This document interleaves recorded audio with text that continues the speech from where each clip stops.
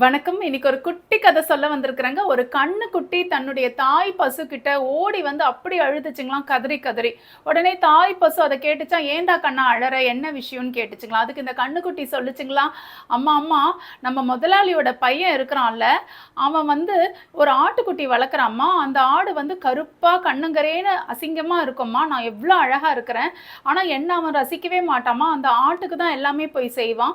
அதுக்கு ஒரு மணி கட்டி வச்சிருக்கிறான். பச்சை நிற புல்களை அதுக்கு எப்பவுமே ஊட்டுறான், சந்தோஷமா இருக்கிறான், விளையாடுறான் அதோட அப்படின்ட்டு இந்த கண்ணுக்குட்டி ரொம்ப மனக்கவலையோட தன்னுடைய தாய் பசு கிட்ட சொல்லிச்சுக்கலாம். அந்த தாய் பசு அந்த கண்ணுக்குட்டி கிட்ட என்ன சொல்லிச்சுன்னா, நீ கேட்ட கேள்விக்கு விடை இன்னும் ஒரு மாசத்துல உனக்கே தெரிஞ்சிரும் அப்படின்னு சொல்லிட்டு விட்டுடுச்சான்.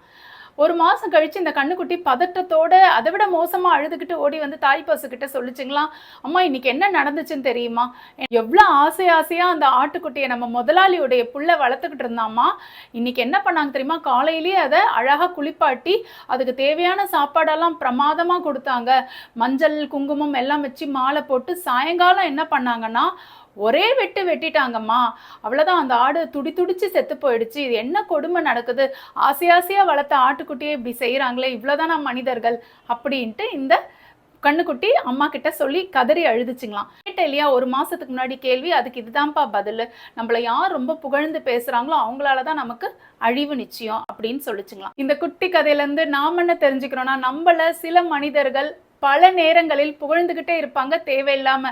நீங்க ரொம்ப கிரேட்டுங்க, உங்களை விட அழகு இந்த உலகத்துல யாருமே கிடையாது, நீங்க அவ்வளோ அழகா ஒவ்வொரு விஷயத்தையும் செய்றீங்க, உங்களோட எனக்கு ஃப்ரெண்ட்ஷிப் வச்சுக்க பிடிக்கும், நீங்க இல்லாத உலகத்தை என்னால கற்பனை கூட பண்ணி பார்க்க முடியல, நீங்க தான் என்னுடைய உலகம், இப்படியெல்லாம் சில ஆசை வார்த்தைகள் சொல்லுவாங்க. இல்லை நிறைய மரியாதையும் கொடுப்பாங்க. இந்த மாதிரி மனிதர்களை என்னைக்குமே நம்பவே கூடாதுங்க. இந்த மாதிரி மக்கள் யாரை புகழ்றாங்களோ அவங்களுக்கு ஆபத்து கூடிய விரைவில் இந்த புகழ்ற மக்களாலே வரப்போகுதுங்க.